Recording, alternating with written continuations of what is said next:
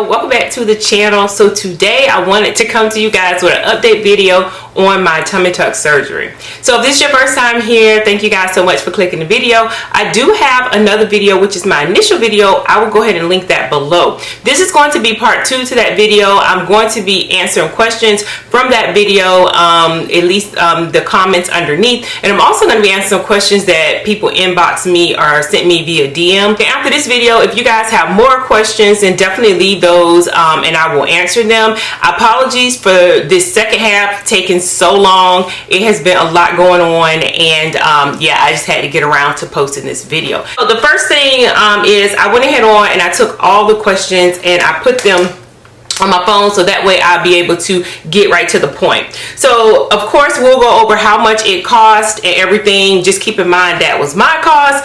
It may not necessarily be your cost. I'll go into those details. So the first question that someone asked was the housing and faja included? So no and no. Housing was not included and my faja was not included.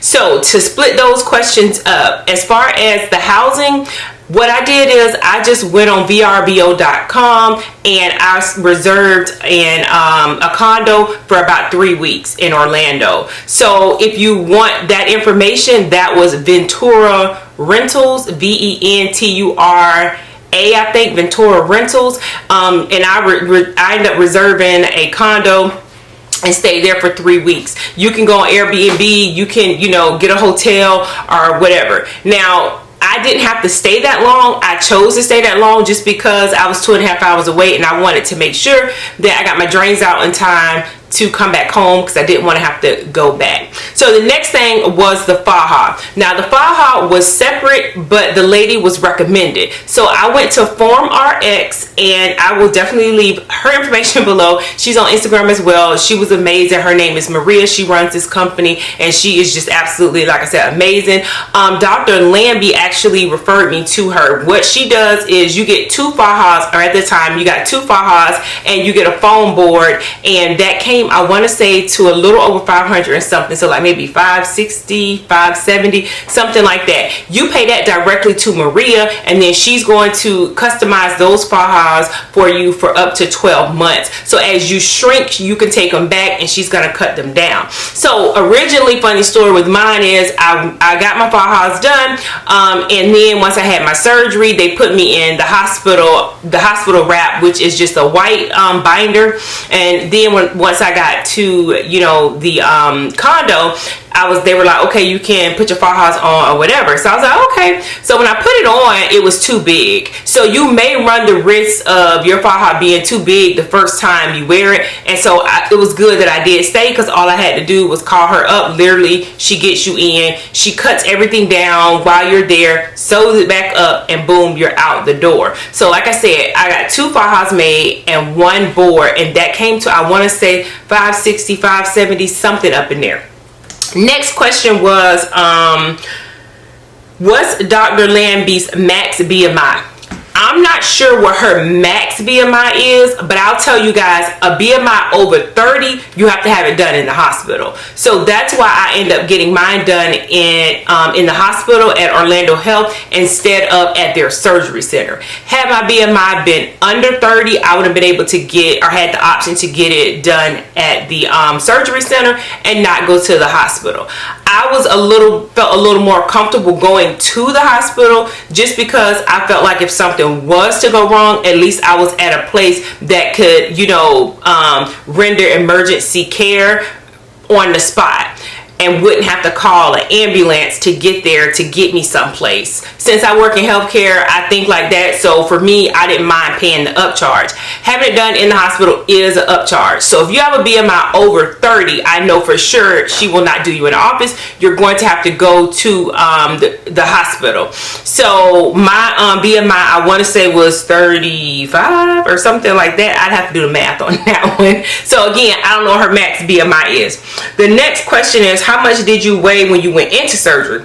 So when I went into surgery, I want to say I was 232 pounds, something like that. So I'm 5'5", 232 pounds. So, and I had this tummy in the front. I've always carried my weight well. and I dressed to carry my weight well, but it was just that tummy. And if you watch my original video, you'll see she's telling me in there that like my shape is fine. She felt like, but the BMI, since it was what it was, you know, that's the reason why, you know, I was having it done in the hospital. Okay, the next question is, did your doctor say she didn't want you to use a walker at all? Yes. So somebody was listening in the video when I was in the hospital and I was laying in the bed and I was asking her, where can I get a walker at? Because when I watched so many videos here on YouTube, I kept seeing like people have walkers and things like that. And she was telling me that she did not want me to have a walker. She wanted me to let my body release itself on its own and me to start walking upright on my own instead of using a walker. Now, I don't know if that has something to do with the way you heal, or if that's just the way she wanted me to do as far as letting my, you know, listen to my body. But she did not want me to use a walker because, girl, I was headed to find one because I saw everybody use a walker. So I'm like, let me get one in case I need one. So the next question is, somebody said, did you get fat removal? So I'm thinking they meant, did I get fat transfer? That's what I think this question is, because what I ended up getting done was a full tummy tuck with muscle repair and lipo. Okay, so it was lipo 360, but it's technically not 360 because they can't obviously do your spine. So they did my you know, they do your sides and your tummy, and then she did my back as well. So I didn't get fat transferred anywhere. Now, if I would have got it done in the office, I would have had the opportunity to get fat transferred to my hips if I wanted to get rid of like my hip dips. But I feel like I'm okay with my hip dips. But if you're under 30, you get liposuction and you want to take that good fat and put it somewhere else, she is 100% okay with doing that, because she told me that if I would have got under 30 and I had it done in the office, she definitely would have. Since I got it done at the hospital, the only thing they could do was stuff that was considered medically necessary, which is like the tummy tuck. Lipo was okay, but I couldn't even get, if I wanted to get like a breast implants, she said I couldn't have got that done there either. I would have had to get it done at the surgery center. So no fat transfer. I think that's what that question meant. And the next question was, did I have scars from my lipo? So the great thing about it is, in the beginning of the video, or maybe, I don't know, beginning of the day of me going to surgery, I was asking her like, what is she gonna do first? And she told me, she's like, we're gonna do the dirty thing first, and then we're gonna do the clean thing. So the dirty thing was the lipo. So what she ended up doing after she marked me up and they took me in is she lipoed me first. So she went in and she lipoed my flank, she lipoed, you know, my tummy, my back. She did all this and did the lipo. Then she cut. Okay, so after the skin was loose and she knew where she could pull at, then she cut. And so I didn't have any holes all over my stomach and things like that, because I know a lot of people who get, you know, liposuction, they end up having the liposuction holes and you have to take care of those. Thank God I didn't have any of that. Now I did get one liposuction hole, and that's funny because somebody left a comment and they were like, if the coochie is poochie, and she was saying that if you have like a little pooch above your vagina area, that she would lipo it. And the reason that is because once your stomach is nice and flat, then it kind of sits out, and it's something you never pay attention to. And I didn't hear anybody talking about that, but she was telling me, she was like, yeah, I'm gonna lipo the top of your, you know, vagina or whatever. And I was like, okay. So I did have a hole there, but it was not bothersome at all. I just put a gauze over it, and I think I even talked about that in my original video. So that was the only liposuction hole that I pretty much had, and it was down there, so I covered it up. It wasn't even a big deal. So another question that I was asked was, how many hours was my surgery? So I think, if I'm not mistaken, I was in surgery for three and a half hours total, because I had to have an hour and a half, I think, in post-op. I was maybe, for the whole thing, 5 hours. So that was 3 hours in surgery, 3.5 hours in surgery, and then like an hour and a half, something like that, in post-op. And then after that, they kind of took me to my room, and then my family was able to come see me. So another question that I ended up getting is, how much help did you say you needed after surgery? So you're gonna need a lot of help. Okay, I felt like, I don't know if it was because my scar was really low or what, but I felt like my hips was like cement. They were like dead weight. Like I had the hardest time moving around because my hips felt like they just wouldn't move.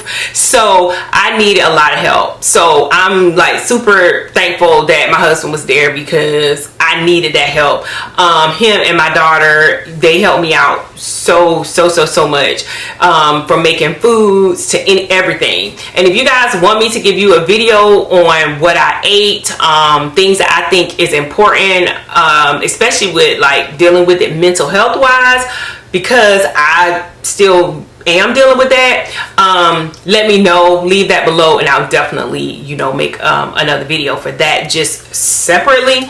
But yeah, it's really important to have somebody to help you go to the bathroom, to shower, and all that kind of stuff, because you need it. So somebody was asking about my drains. I did have to drain those at least once a day. I wasn't necessarily keeping a lot of like fluid count, like how much was in them. What I was told to keep track of is basically, you know, how many times I empty them, if that makes sense. So what I was doing is, originally the first day or so, of course they're going to be full, so you have to like keep emptying them. But then as the days go on, they're not going to be as full, so then that kind of lets them know, okay, how much fluid are you accumulating. So I knew I was going to leave mine in a little longer just because I swell a lot. So if you have a lot of swelling and things like that, then you know you may have to leave it in longer, just because it takes longer for you to get rid of the fluid and things like that. And then you're not moving as much, or at least I wasn't moving, you know, as much, besides getting up, you know, walking a little bit. I wasn't, you know, able to obviously walk a lot because my hips was just totally bothering me. So what I'm saying is, if you are someone that, you know, already has problem with like fluid retention, yours may be left in a little bit longer. She wanted to leave them in longer, but then she just didn't want me to get infected, so then she decided to not, you know, leave them in longer than they had to be. So mine were left in, I want to say, if I can remember from the video, what, like maybe a week and a half, something like that. And that's pretty typical. Some people take them out in like 5 days. I've seen people on YouTube leave theirs in for like 2 weeks. So you know, I was thinking anywhere from a week to 2 weeks. That's why I stayed that long. As far as with the drains didn't hurt or anything. They were just annoying because you're trying to take a shower and you know, and they're in the way. So other than that, they weren't, you know, paying for anything like that. Another question somebody asked was, what about my massages? So when I was down, I did end up getting massages. I got massages from someone she recommended, and I want to say the lady's name was Gladys Vivas. I have her in my cell phone. I have to look her name up, but she came to me and she did my massages, and she was great. She brought her table, and when she was gonna come every day, she just kind of left the table there. So the massages, you know, they're definitely a must. I waited almost a week until I start getting my first massage. I think, if I remember correctly, they tell you a lot of times to do it immediate, but the way my hips was acting up, y'all, I couldn't do it, okay? So if you can, go ahead and start getting those massages. Go ahead and get those set up. So I did have her come to the condo. She did my massages for me. They felt great, and then, you know, she kind of left. When I got back home, I had a hard time finding somebody to do a massage. I ended up making a mistake and going to the wrong type of massage place, and ended up with a small issue, which I will show you guys. I feel like when I went to this lady, she was massaging so hard on the knots where the dissolvable stitches were, that some of them I was afraid had come loose, because she kept massaging that instead of like doing my tummy. So obviously I didn't go back there anymore. I found someone that did do lymphatic massages, and she was great. So I went to her and I was getting my massages done. Question was, how much was the total cost? So as far as the cost of my surgery itself was $12,000. But you have to add in all the other things. So I would say, if I had to say a rough estimate, maybe close to 15. My surgery, to have it done in the hospital, and everything being covered as far as, you know, my night stay and all that, that was $12,000. And for me to stay at the condo for 3 weeks, I want to say that came to about $1,500 or $1,600, something like that. And that came out to be, you know, 3 weeks staying somewhere. So that was, I thought that was a pretty decent deal. Look that up. Then you have to count in the faja. That came to, like I said, mid fives, like $568, $570, something like that. And then you're gonna have to count in medications if you do not have insurance. My insurance did cover all my antibiotics, all my pain medication. You have to count that in as well. And from there, you'll have to count other things. That means like going down, I had to obviously drive down there, and that kind of thing. As far as also like foods and things like that, I did have to do that. The next thing is you do have to worry about buying bandages and stuff like that. So they wanted me to make sure I had tape. They wanted to make sure I had scar cream. They wanted to make sure I had a certain lotion. But as far as just having the surgery, to pay her, it was $12,000. Now I will tell you that her office does have all kind of financing options. I'm not sure if they upcharge for financing or something like that, but they do accept like care credit and all that, because I did see that on the paperwork. I didn't use any of that. I just paid cash for mine. But if you know, need to use it, they take that. And my thing always is, do what you gotta do to get what you want. So if that means you have to finance it, you know, finance it. I feel like if you have to, I'm one to tell you, you know, go ahead and do it. So I'm going to give you guys or show you my tummy today. I have been working all day, and I did wear another faja. So what I have on now is just the foam board that they give you, and I have another video that I'm going to insert to show you guys like swelling. One side of my tummy definitely swells more than the other if I don't have like anything on, and you can definitely see that difference in, you know, where the swelling is. I feel like I switched out the fajas and was wearing one that I work out in, and in the middle it kind of pinched where my scar is. So I always feel like that middle is a little bit sensitive. Other than that, my scar looks phenomenal. It's great. I haven't been doing my scar treatment like I should. I'm just being straight up honest with that. But I did it initially, obviously, so it looks really good. And I love how thin it is. She did use, you guys may remember my C-section scar. She scooped that out, and then she ended up using that and just scooped out the C-section scar, pulled the vagina up a little bit, and then that's what she made the cut. So let's go ahead on and let me show you guys how I look today. So this is my foam board, and when you first get it, she has a piece of plastic that's in here, and it's like hard so that, you know, it doesn't hit your belly button, or that you don't hit your belly button. So this is that foam board. Now I would recommend getting two if you can afford two, because mine is totally beat up. I'm gonna undo it in the back.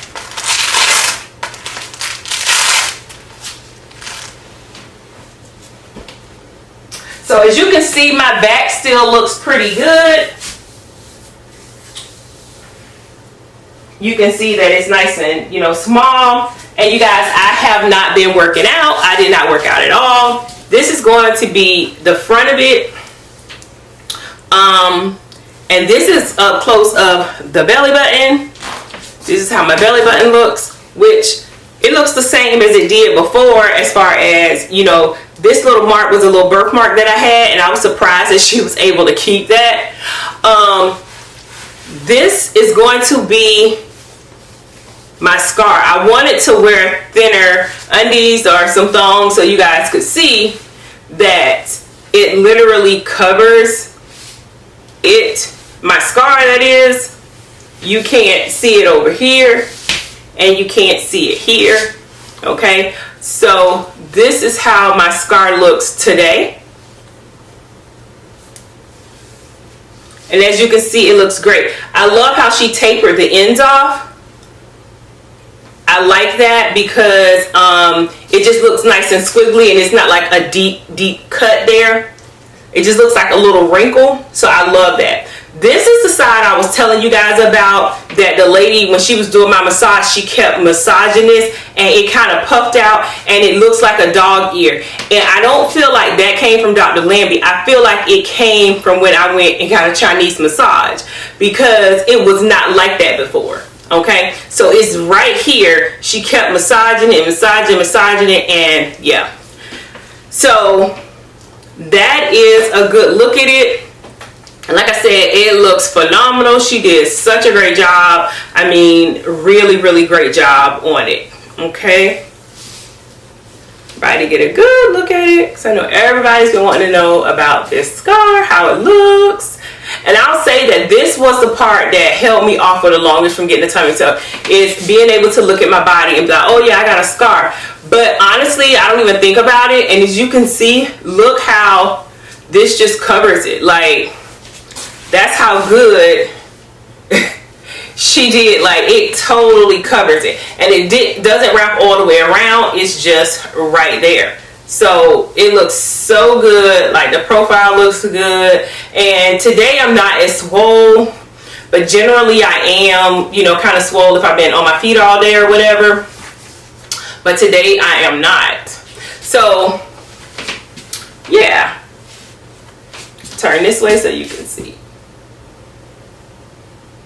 I hope that the video was short and informative and that I did answer questions. I am going to have some follow-up videos. Some people asked me about scar therapy, so I am going to do a complete video on scar therapy, telling you guys what I use, why I was told to use it, and how I used it. So if you have any more questions, go ahead and leave that in the comment section below. My returning subscribers who watch me all the time, thank y'all so much for doing what? Pulling up on a sister. I appreciate you guys. If you guys haven't subscribed and you like this kind of content, or you like beauty content, you guys definitely consider subscribing. Hit the bell, hit all, and you'll be notified every time that I upload. Until next time, bye.